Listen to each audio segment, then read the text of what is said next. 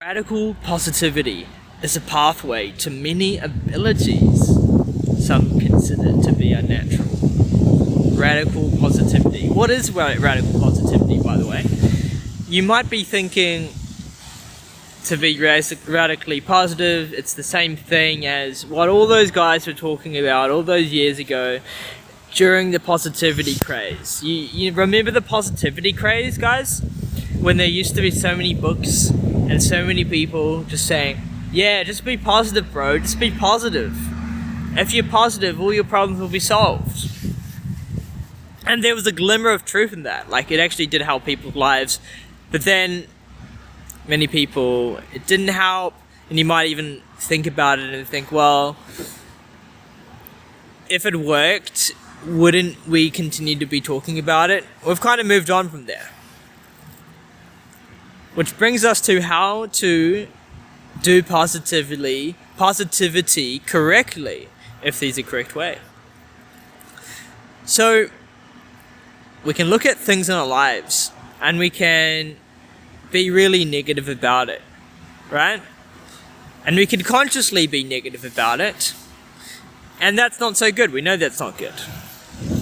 So, we can attune ourselves to a good thing, which means to tell ourselves, okay, what is the good thing about it? The good thing here is that you start learning and looking for good things. You start reprogramming your mind to the positive. This is really good. You want to be doing this. You want to be consciously reprogramming your mind. But a side effect that has happened to many people when they've employed this has been to shame or judge negative emotions. So a negative emotion comes along and you have the whole view, the whole mindset of, I just got to be positive, bro. I just got to be positive. But we know that doesn't really work. Well, what happened there? Well, you're feeling really bad and now you're just being like, just be positive. And you can't, right? Like when you are in a really negative state, like no amount of anybody telling you or you yourself telling you, I just got to be positive here, will get you through it. You know? Especially if you're in a really dark time. Just telling yourself, like it's all good, but you don't feel good, right? It's not congruent. So, when I was there, I always wondered if there was another solution. But unfortunately, for me and I think many others, it causes a lot of shame. A lot of internal and self-shame and judgment to some ideal standard of, I got to be positive. So, what is a better way of doing this? What I'm calling today radical positivity is so radical that even the negative things in our lives, you will welcome with open arms, as if they were positive.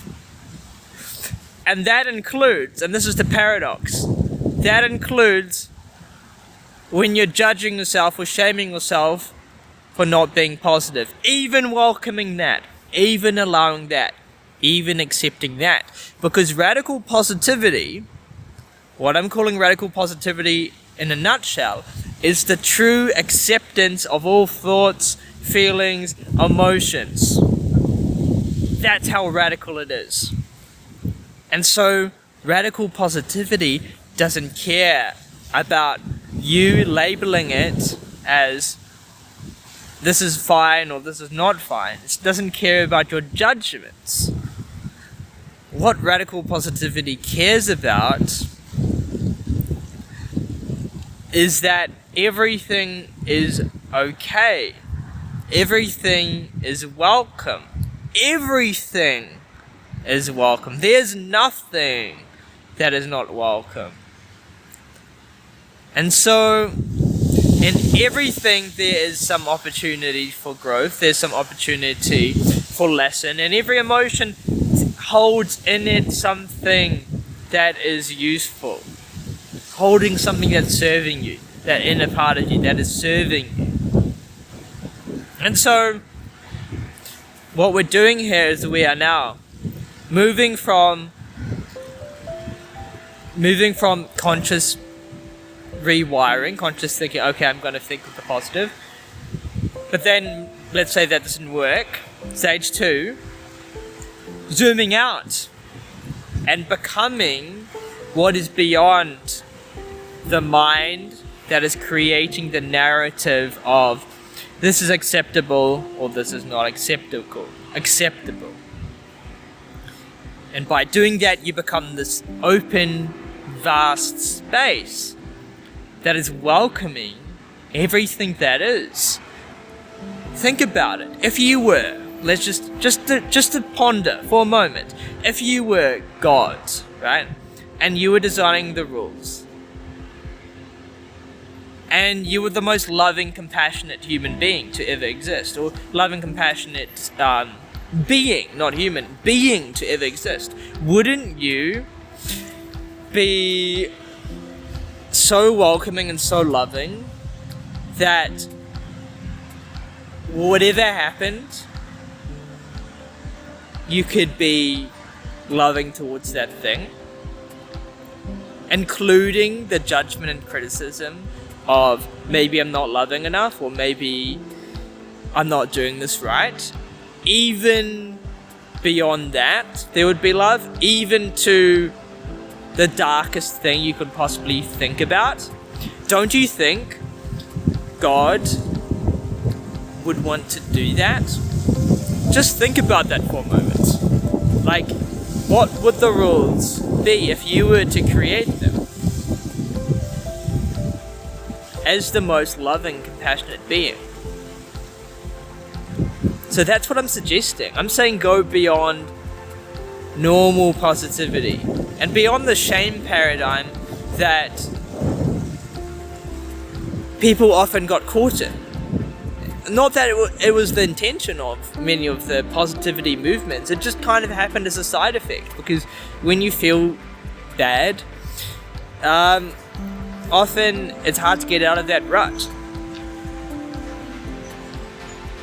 And so, moving beyond that into the most radical form ever.